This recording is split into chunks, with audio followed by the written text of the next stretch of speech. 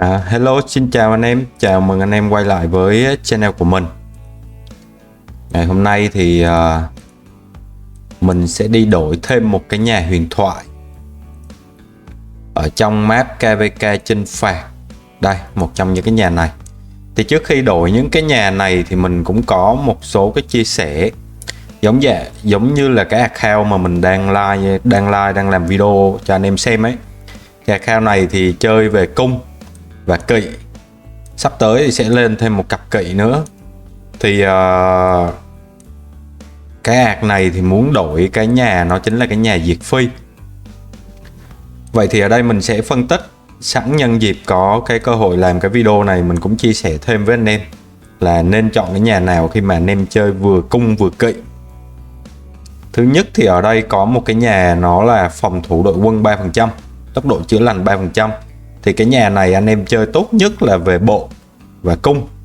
Bộ và cung là chơi tốt nhất, mặc dù cái chỉ số 3% phòng thủ đội quân nó không quá là nhiều, nhưng mà anh em sẽ được bù lại cái tốc độ chữa lành 3%. Trong khi War thì anh em có thể sử dụng cái nhà này rất là tốt. Một cái nhà này thì bút chuyên về kỵ rồi, chắc chắn là chỉ có một cái bút về kỵ thôi, thủ kỵ 10% rất là tốt luôn. Anh em nào chơi chuyên kỵ thì chắc chắn là đổi cái nhà này, cái đó không cần phải suy nghĩ.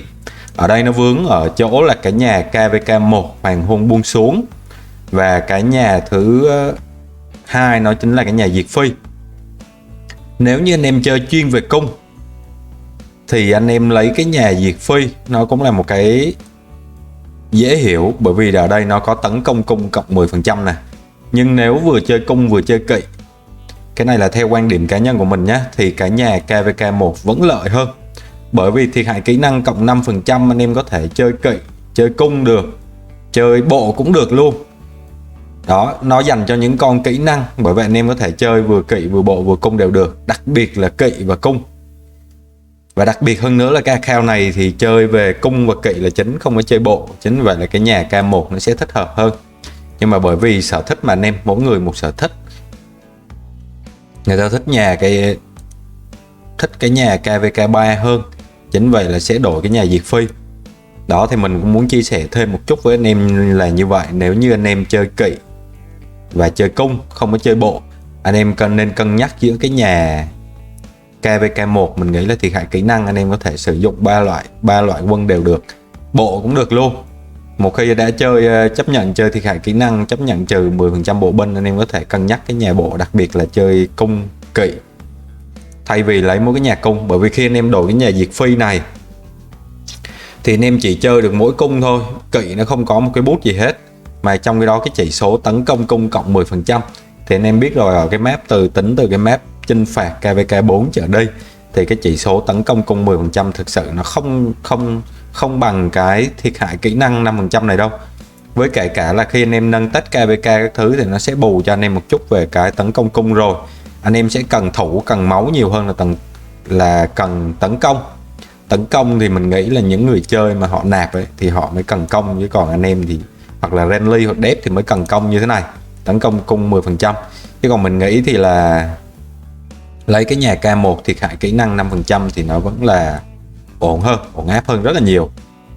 Thì đó, thì thông qua cái video này thì muốn anh em tham khảo xem là khi anh em cân nhắc chơi nhà K1 với cái nhà diệt phi như thế này, khi anh em chơi kỵ và cung thì anh em nên đổi cái nhà K1, mình nghĩ là nó vẫn ok hơn. Đó là theo quan điểm của mỗi người thôi. Bút biết các thứ, tướng tá các thứ thì cái nhà K1 anh em có thể dùng chung được. Còn cái nhà diệt phi này anh em chỉ dùng được cho mỗi một loại, nó chính là cung thôi. Còn kỵ thì lại không có một cái hiệu ứng bút gì hết. Tuy nhiên nó vẫn không trừ tấn công kỵ, nó không trừ một cái hiệu ứng gì từ kỵ, thì anh em vẫn có thể sử dụng nhà diệt phi để đánh kỵ với cung vẫn được, không sao cả. Chỉ nó chỉ bị một cái là trừ bộ thôi. Ngoài ra thì cái bút là sát thương cho quân mang rợ 5%, mình nghĩ cũng khá là tốt. Khi mà anh em đánh KVK chinh phạt thì cần phải gây sát thương nhiều cho con mang rợ, bởi vì mang rợ map KVK chinh phạt thì nó khá là khỏe. Rồi còn bây giờ trong video ngày hôm nay thì cái nhà K1 thì mình cũng làm video mình chia sẻ cho anh em rồi. Anh em có thể xem lại chi tiết hơn về những cái thông tin mà mình chia sẻ về nhà KVK1. Ở nhà K2 thì mình cũng vừa làm rồi, cũng đã chia sẻ một chút về những cái bút ở trong cái nhà K2. Rồi còn cái nhà này thì đặc biệt nó chuyên về kỵ, giống như cái nhà diệt phi rồi. Một cái là bút cho kỵ, một cái là bút cho cung. Cái này hiển nhiên anh em nhìn là anh em cũng biết. Nó chỉ vướng ở cái nhà K1 với cái nhà K2 thôi. Hai cái nhà đó là nó bút chung nhiều hơn. Chính vậy là anh em thường thấy, đặc biệt là bây giờ cái xu thế bây giờ chơi đam đỏ nhiều, anh em thường thấy người ta hay đổi nhà K1. Rồi bây giờ mình sẽ đổi cái nhà diệt phi, sau đấy mình sẽ mở cái giao diện để cho anh em xem cái giao diện bên ngoài nó như thế nào nhé. 662 650 vừa đủ. Và một cái mình muốn chia sẻ thêm với anh em là đặc biệt là những anh em mới chơi, đang chơi K2, K3 mà muốn chơi K4 để đổi nhà KVK. Đặc biệt là anh em không mua gói pha lê tháng thì bao lâu anh em sẽ đổi được nhà?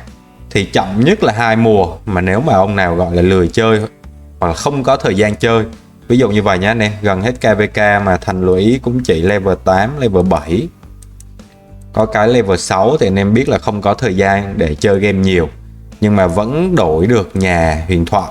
Ở đây thì cái account này mất 3 mùa để có thể đổi được nhà huyền thoại, 3 mùa mới được 662 xu, gọi là không có thời gian chơi nhiều.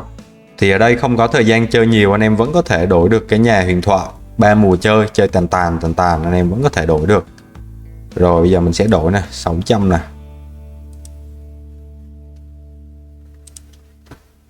Rồi bây giờ anh em sẽ vào cái giao diện thành phố, anh em kiểm tra nhé. Rồi đây nó có cái nhà diệt phi đây. Sát thương gây cho người man R 5%, tấn công cung cộng 10%, trừ bộ 10%. Áp dụng luôn. Wow. Ok. Hoa anh đào sử dụng chủ đề thành phố diệt phi. Rồi đây anh em thấy được đây, cái giao diện cái nhà diệt phi thì nhìn ở ngoài nó sẽ như thế này. Tấn công cung 10%. Đó. Giao diện ngoài nó sẽ là như thế. Ok, như vậy là mình đã review sơ lược cho anh em về cái nhà diệt phi, cũng như là một số cái cân nhắc mà anh em nên cân nhắc giữa cái nhà diệt phi và nhà KVK1 nếu như anh em chơi kỵ và cung. Video đến đây cũng hết rồi. Nếu mà anh em thấy hay, nhấn cho mình xin một like, ủng hộ cho mình một subscribe. Đừng quên để lại một cái bình luận nếu như anh em có bất kể một cái ý kiến nào đó liên quan đến cái vấn đề đổi nhà trong map KVK chinh phạt thì anh em cũng chia sẻ trong video ngày hôm nay luôn nhé. Rồi bye bye, xin chào anh em, hẹn gặp anh em ở những video lần sau.